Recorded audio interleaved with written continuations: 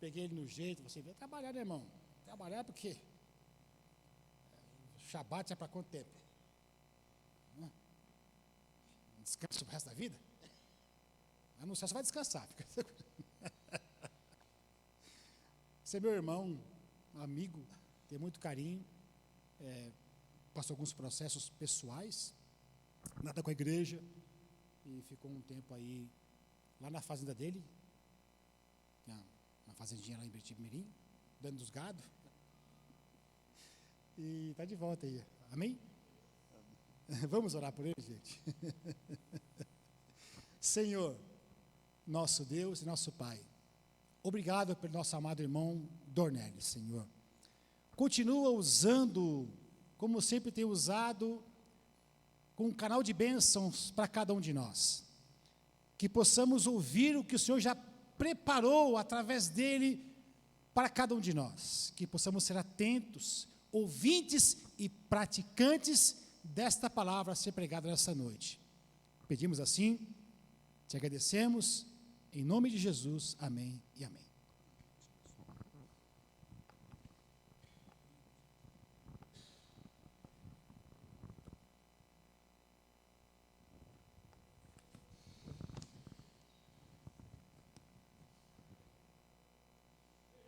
Eu saúdo os irmãos com a graça e a paz do nosso Senhor e Salvador Jesus Cristo.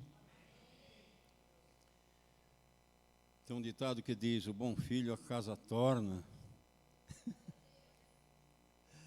Então, eis-me aqui. Glória a Deus. Meus irmãos, eu só tenho uma pretensão a partir de agora, em nome de Jesus. O Senhor me deu uma palavra para compartilhar com os irmãos, né? Iluminou a nossa mente para a gente trazer a palavra nessa noite, compartilhar com os irmãos. A palavra é de Deus, mas o vaso é de barro. Então, eu só tenho uma pretensão: poder corresponder à expectativa no sentido de trazer uma mensagem com clareza. Que vocês, que os irmãos, que nós todos, assim como Deus me iluminou, possa agora fazer com que os irmãos saiam daqui hoje cheios de Deus, em nome de Jesus, pela palavra que vai ser pregada, no qual eu sou um instrumento nessa noite para trazer a palavra para os irmãos. E aí eu convido os irmãos então para a gente estar abrindo a nossa Bíblia na primeira carta de Pedro. Nós vamos ler um versículo e aí nós vamos estar discorrendo, amém, irmãos? Está discorrendo sobre o que Deus me fez anotar algumas coisas e nós vamos estar discorrendo aqui. Aqueles que puderem, que acharam e puderem ficar em pé, em nome de Jesus, em reverência a essa palavra poderosa, é a palavra de Deus, quando lida, é a boca de Deus falando, amém? Quando a gente ora, a gente fala com Deus, e quando a gente lê a Bíblia, Deus fala com a gente. Glória a Deus. 1 Pedro 3,15. Eita glória! Estou sentindo eu estou sentindo um negócio aqui, meu irmão. Eita Deus, meu Deus do céu. 1 Pedro 3,15. Antes, santificai a Cristo como Senhor em vosso coração. Estais sempre preparados para responder com mansidão e temor a todo aquele que vos pedir a razão da esperança que há em vós. Amém, meus irmãos? Os irmãos podem estar se assentando em nome de Jesus. Pedir a razão da esperança. Vamos entender essa esperança como fé, amém, irmãos? Por que a gente pode entender como fé? Porque Hebreus 11:1 diz: A fé é a certeza das coisas que se esperam e a prova das coisas que não se vê.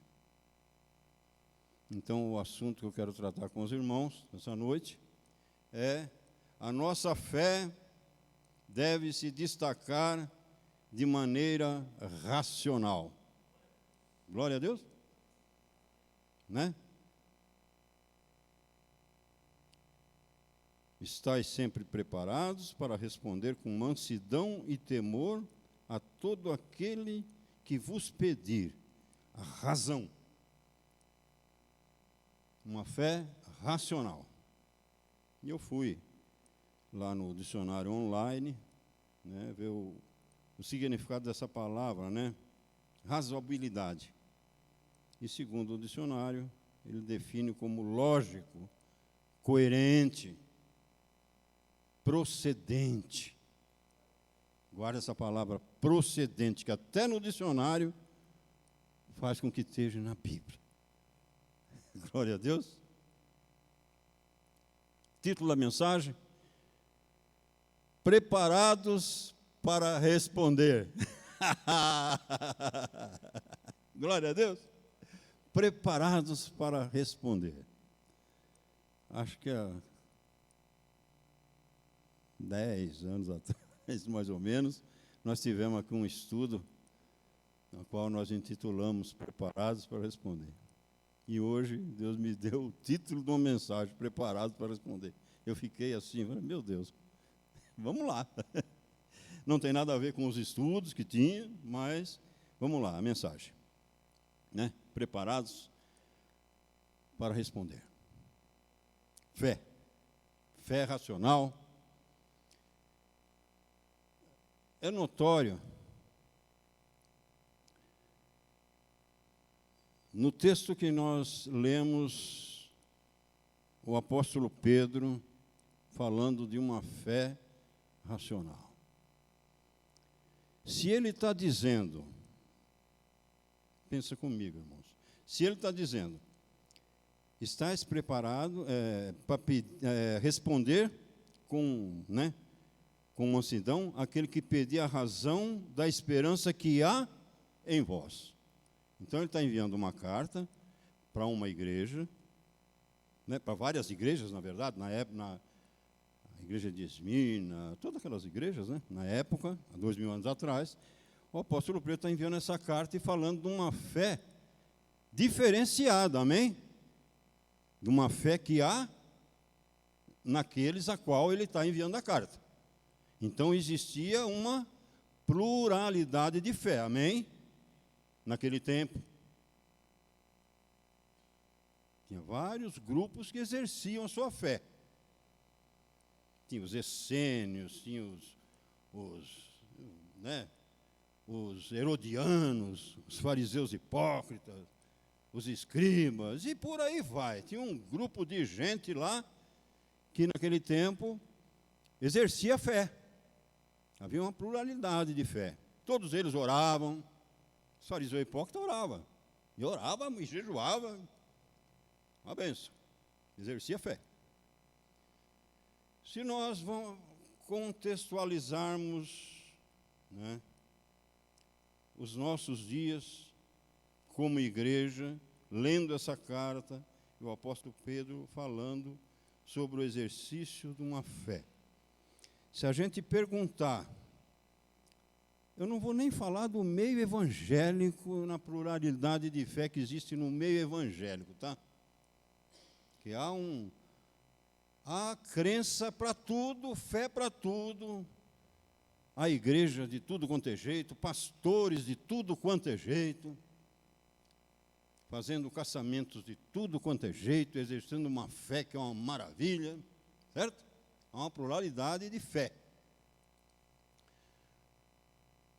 Mas, se a gente perguntar, seja evangélico, seja católico, seja em a religião que for, nós vivemos num país laico, graças a Deus por isso, podemos exercer a fé de cada um do jeito que quiser, glória a Deus, amém?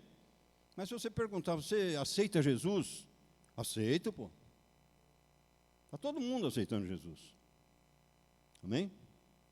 Você crê em Deus, crê em Jesus? Creio, pô. Você crê em Maomé? Creio. Você crê no Buda? Creio também. Estão exercendo fé? Com certeza. Glória a Deus. Porém, o apóstolo Pedro está falando de uma fé diferenciada. Não é uma fé a qual eu exerço ela por minha conta. É uma fé que há dentro do crente. É uma fé que há. Não é uma fé que se tem. É uma fé que há. Foi colocada dentro do crente. É bem diferente.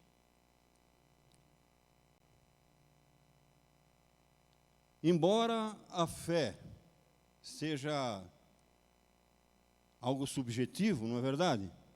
Eu não posso saber o que se passa aí dentro da irmã com relação à sua fé. Isso é só você e o Senhor e a sua fé, não é? A nossa fé, cada um.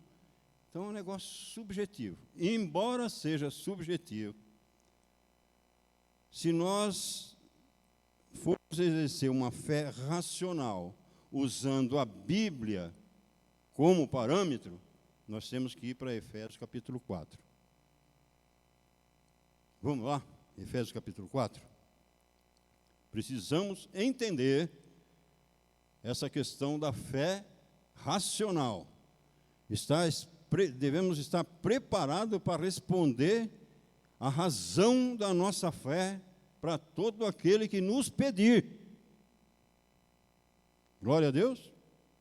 Efésios, embora a fé seja algo subjetivo, Efésios 4, versículo 4 diz assim: há um só corpo e um só Espírito, como também fostes chamados em uma só esperança da vossa vocação. Versículo 5.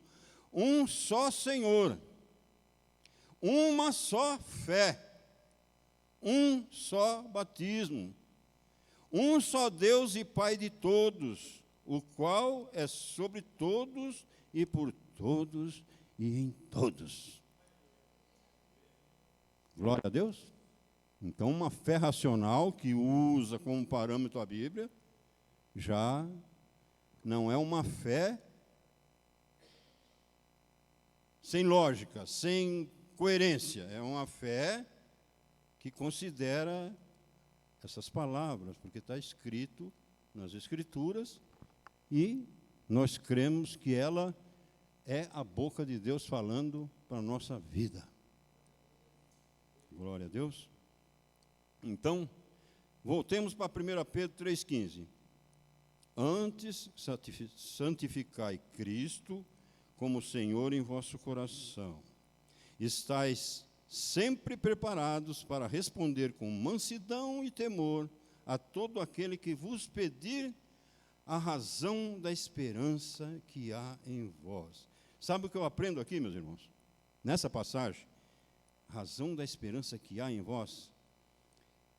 Eu aprendo que eu anotei aqui porque é um negócio que não dá para guardar assim. Eu espero que os irmãos, que Deus possa fazer os irmãos lembrar disso. Eu aprendo que a autenticidade da nossa fé é manifesta pela forma surpreendente operando em nós e através de nós. Meu Deus. O pastor falou sobre isso no início aqui, não sabia o que eu ia pregar. Está escrito aqui, pastor. O que Deus me deu. Está aqui, ó. Eu não copiei o que você falou. Ó, eu aprendo que a autenticidade da nossa fé, segundo esse versículo, aquele que vos pedir a razão da esperança que há em vós. Então, significa que a autenticidade da nossa fé é manifesta pela forma surpreendente. Surpreendente. Ela acontece. Alguém vem pedir. operando em nós e através de nós. Glória a Deus. Agora, aqui eu começo a mensagem. É aqui que nós vamos começar a mensagem. Essa capacitação para exercer uma fé que surpreende em nós e através de nós, acontece pelo nosso esforço, por eu orar muito, por eu jejuar bastante, por eu dar bastante esmola, ser bonzinho, enfim.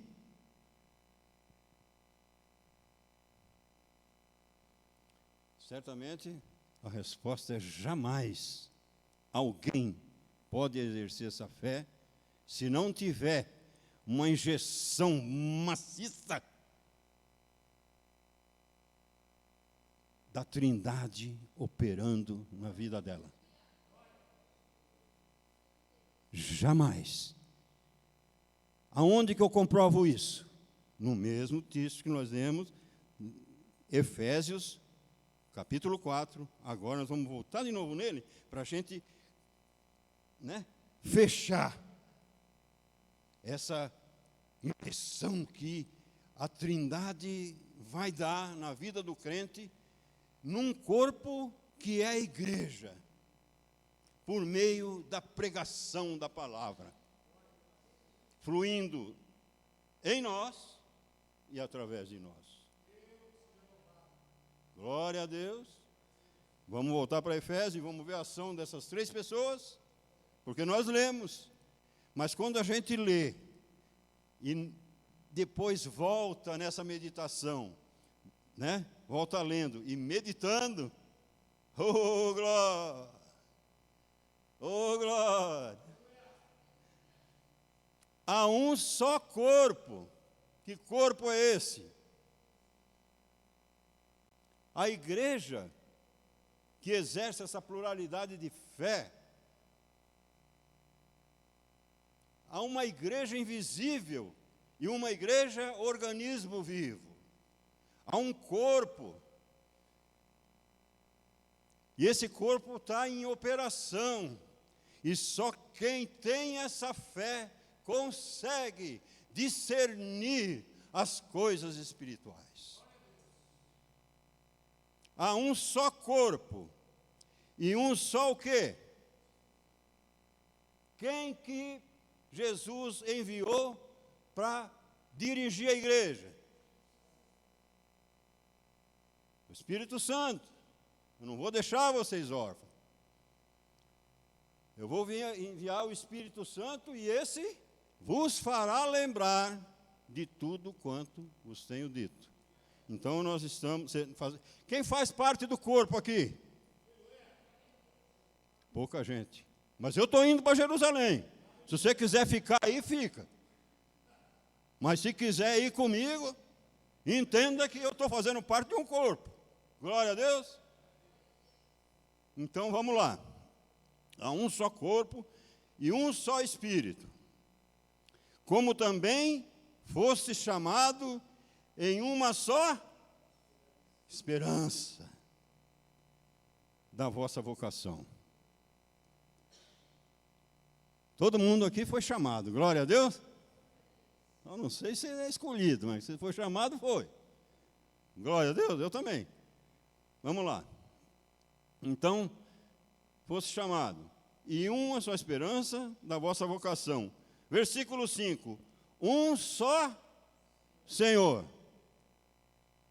Não dá para exercer uma fé racional aceitando o Espírito Santo, o Senhor, e junto com o Senhor, Buda. Não dá. Há um só Senhor. Amém? Não dá para aceitar o Senhor,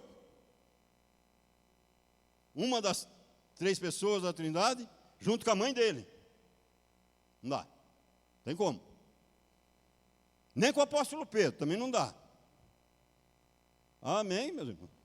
Então, Já vimos aqui duas pessoas da Trindade em operação, gerando fé no coração do crente, no corpo, onde o Espírito Santo age, Jesus passeia no meio da igreja, desse corpo, glória a Deus, as duas pessoas estão aí. E ele gera uma só fé, um só batismo. Eita glória, meu Deus do céu. Agora veja o versículo 6, a terceira pessoa. E esse aqui, aleluia. Um só Deus e Pai de todos. O qual é sobre todos e por todos e em todos. Ô glória!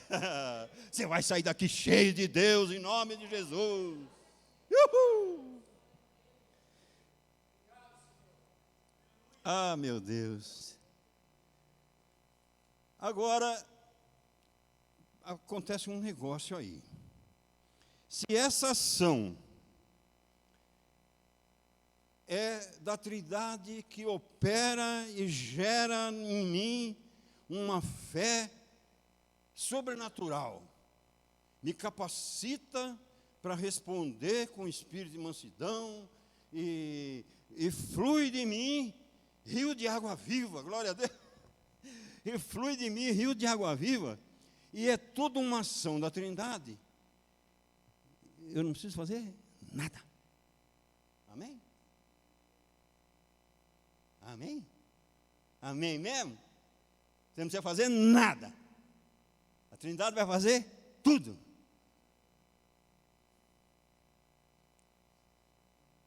Meu Deus. O que é para o homem fazer, Deus não faz. Viu? Aquilo que é para Deus fazer, pode ter certeza que Ele não falha.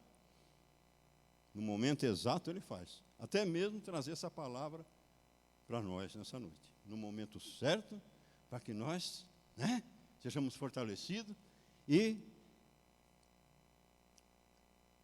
venhamos a agir com uma fé racional, coerente, procedente. Amém? Versículo, 1 Pedro 3, no versículo 15, na parte A, responde essa pergunta. Ele responde essa pergunta. O que é que eu tenho que fazer? O que é que nós precisamos fazer? Santificai Cristo como Senhor em vosso coração. É simples assim. O Espírito Santo convence, o Deus Pai leva a pessoa, nos levou até Jesus, nós aceitamos Jesus, o Espírito Santo agora começa a trabalhar, se eu deixar, se eu não extinguir o Espírito, amém? Eu posso extinguir também, apagar o Espírito, e nem ver. Pode acontecer. E como acontece? Discernimento espiritual, vai embora. Mas enquanto isso não acontece, a coisa começa a fluir. E a gente é capacitado, pelo Espírito Santo, a ponto de ele dizer: santificai Cristo no seu coração. Isso é uma ação nossa. É uma coisa que nós precisamos fazer. E como é que a gente faz? Como é que é esse negócio? Santificar Cristo no meu coração. Meu Deus.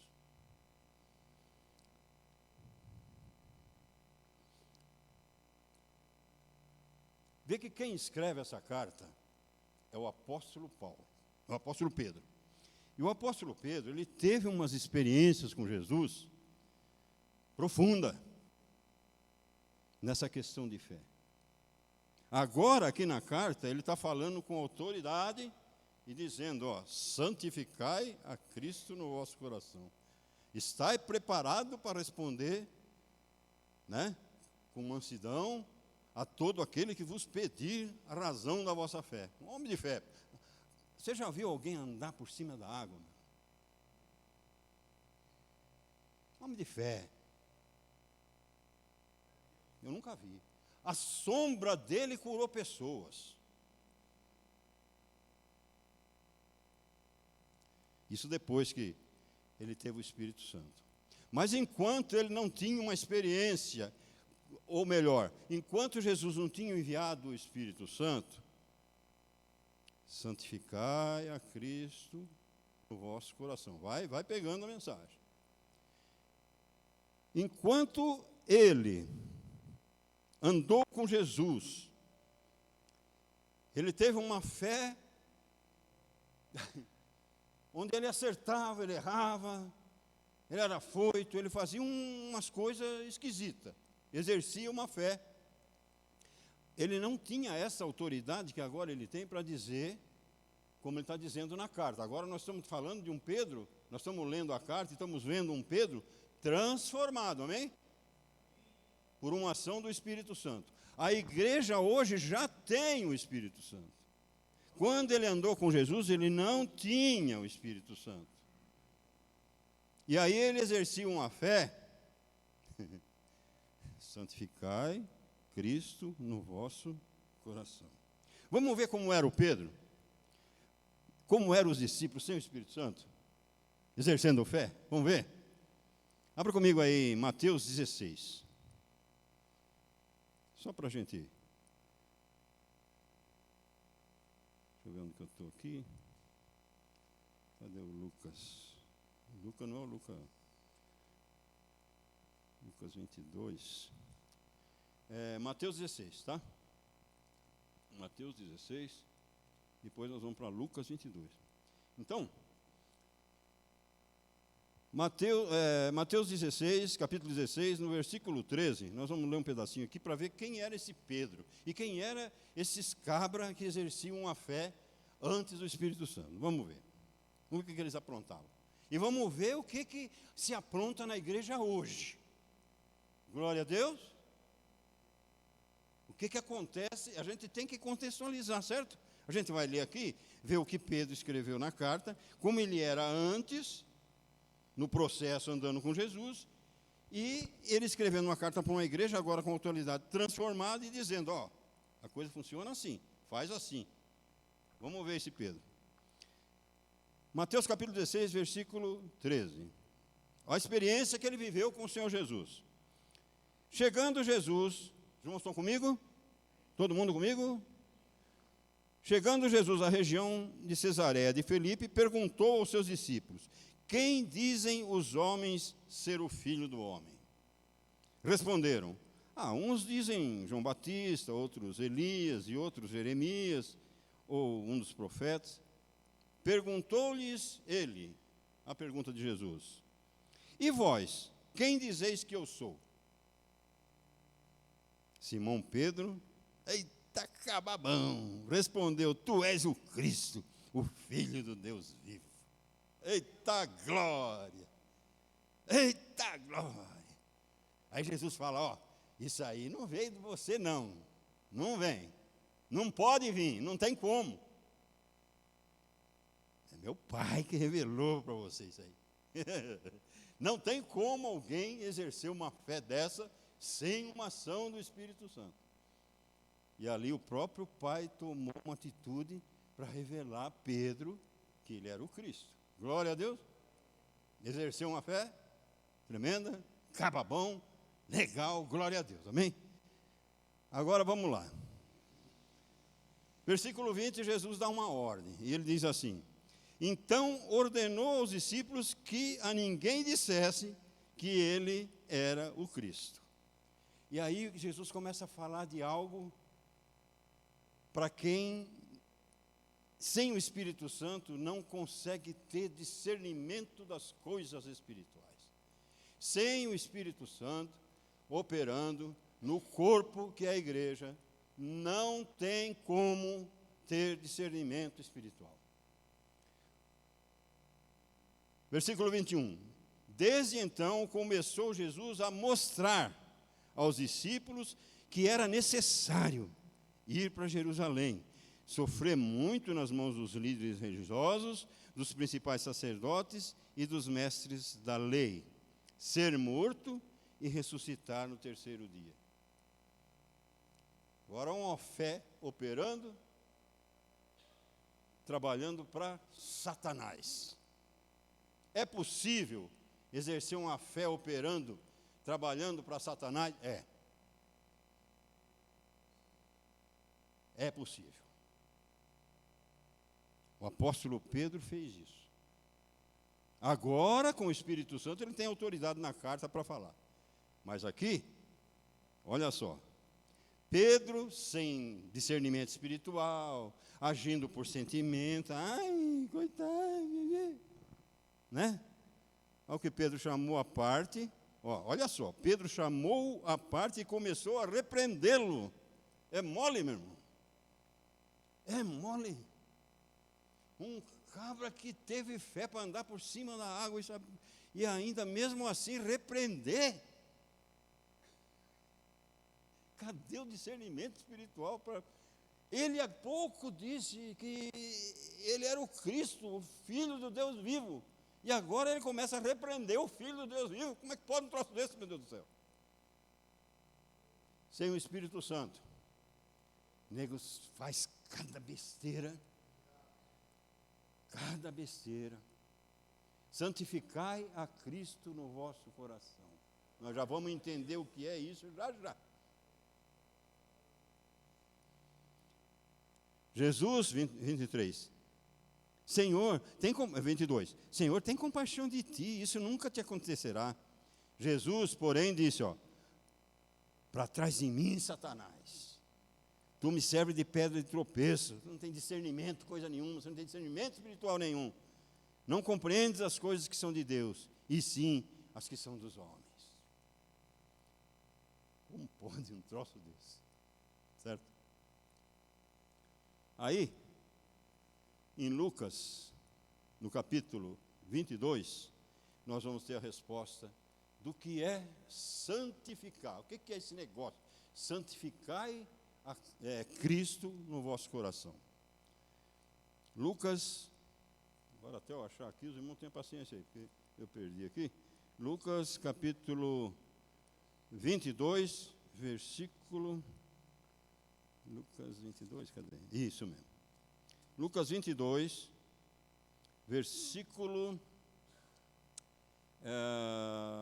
Lucas 22, versículo 23 e 24.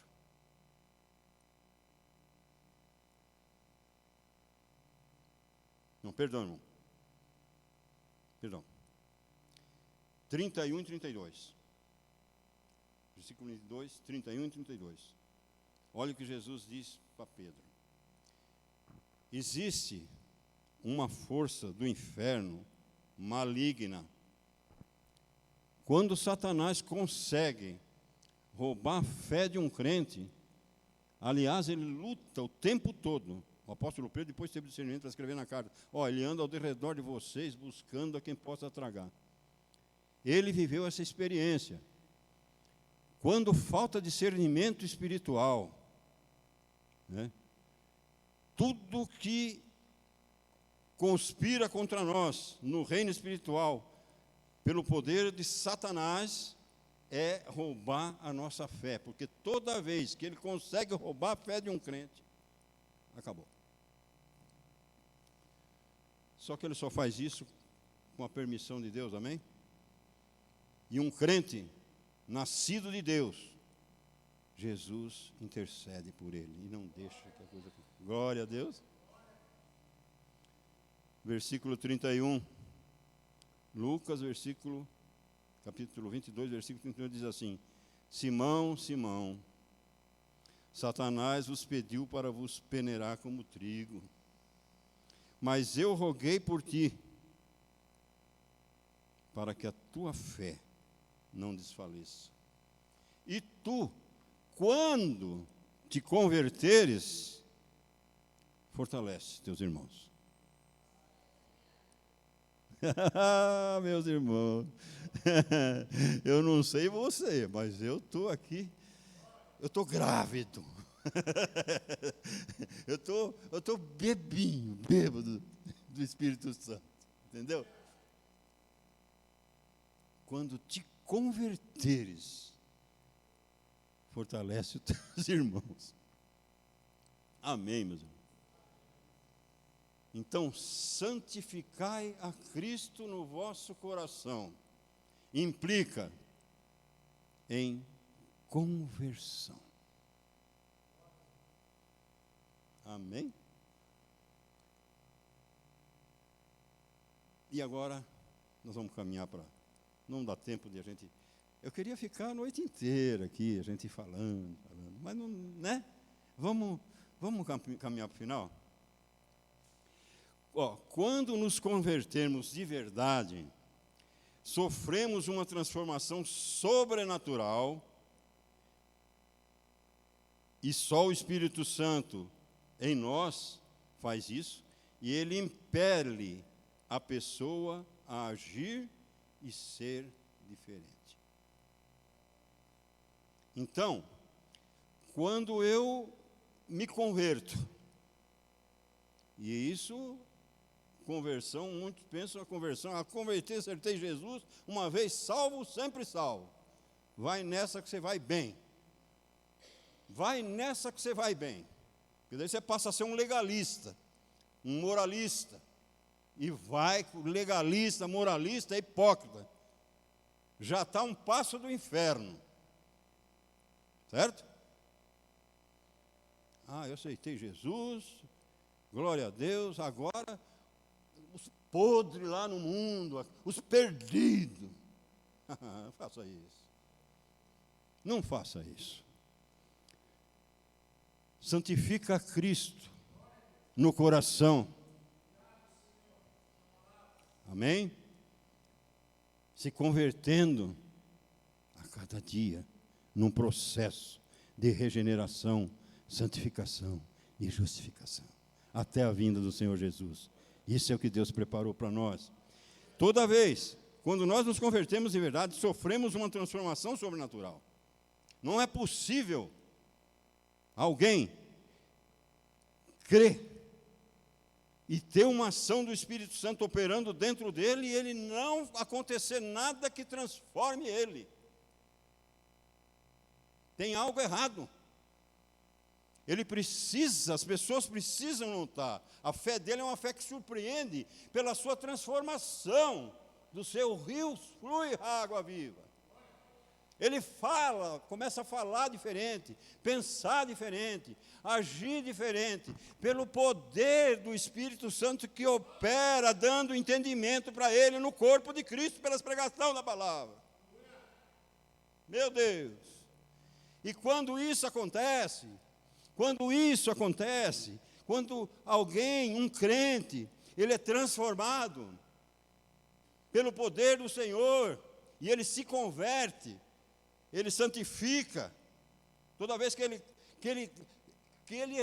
se converte, então ele santifica Cristo no seu coração, automaticamente num processo de cura, de libertação, ele passa a criar um problema para o mundo.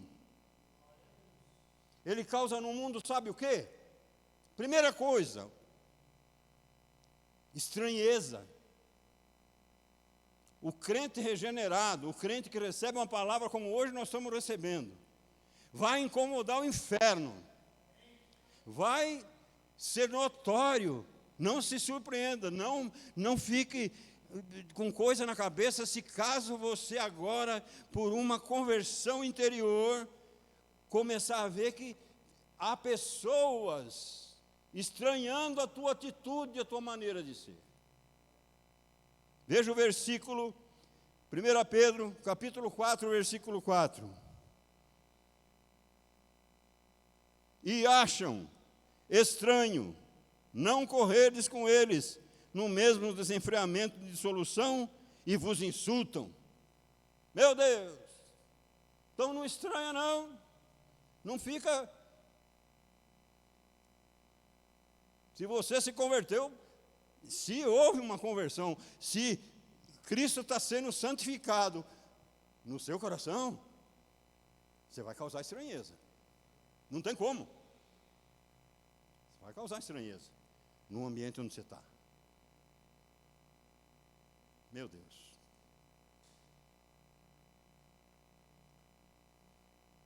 Você provoca, sabe o quê? Mais rejeição, sentimento de desprezo, quando você santifica Cristo no seu coração por meio da conversão. Veja o versículo 1 Pedro 4,14. Rejeição e desprezo, que a Bíblia chama de vitupério, tá? Se pelo nome de Cristo sois vituperados, bem-aventurados sois, pois sobre vós repousa o Espírito da glória de Deus. Ai, meu Deus do céu. Oh, Jesus! Meu Deus! Eu estou finalizando. Como santificamos Cristo em nosso coração? Duas maneiras. Amém? Como santificamos Cristo em nosso coração? De duas maneiras. Estando preparado para responder a quem pedir uma explicação. Amém? Nós causamos estranheza, eles nos afrontam, tal, mas alguns vêm pedir uma explicação. Como é que pode, meu? Essa fé que você tem, um negócio, você é radical demais. Você não assiste mais Big Brother Brasil, pô. Não dá, me dá nojo, ânsia, não dá. Meu Deus.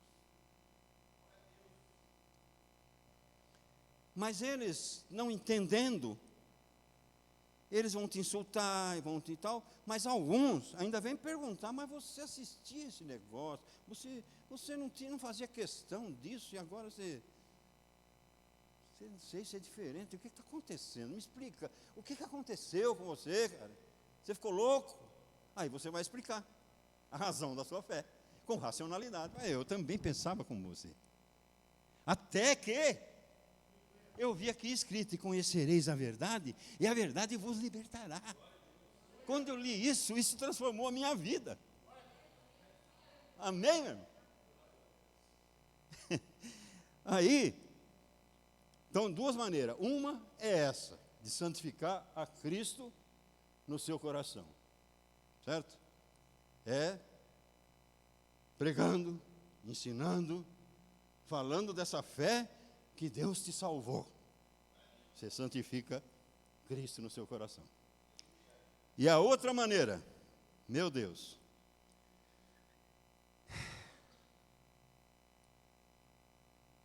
quando ninguém te pergunta nada, só te insulta, só perturba, te persegue, te rejeita, e nunca quer saber de fé. Eu sou assim mesmo, vou para o inferno assim, vou morrer assim, e você não está com nada. Com esses, aí você não tem como pregar. Mas você precisa fazer uma coisa. Você quer santificar Cristo no seu coração com esse pessoal? Sabe como é que faz? Pelo seu procedimento. Você não prega, mas você procede de uma maneira diferenciada. Você não discute com ele. Você não tenta impor goela abaixo. Você não tenta forçar ele a aceitar Jesus. Você procede diferente. 1 Pedro 3,16. Tendo uma boa consciência para que naquilo em que falam mal de vós, como de malfeitores, fiquem confundidos os que blasfemam do vosso bom procedimento em Cristo. Uhul! Quer ver a outra maneira? A outra maneira, a mesma maneira, agora em outro versículo. 1 Pedro 2:12. O vosso procedimento entre os gentios seja correto, para que naquilo em que falam mal de vós, como de malfeitores, observando as vossas boas obras, glorifiquem a Deus no dia da visitação. Meu Deus. Quer dizer que há uma visitação de Deus para todos. E Ele usa a vida daquele que tem fé e glorifica Cristo no seu coração. No dia que Ele quer visitar uma dessas pessoas, Ele não vai catar um outro meia boca. Ele vai usar aquele que santifica Cristo no seu coração. Glória a Deus. E aqui eu encerro então assim, uma palavra benéfica para os irmãos, levar no coração e que ficar sempre cheio de Deus, em nome de Jesus. Devemos viver num processo de conversão constante, santificando Cristo como Senhor, para que no exercício da nossa fé sejamos capacitados para responder com racionalidade e discernimento espiritual.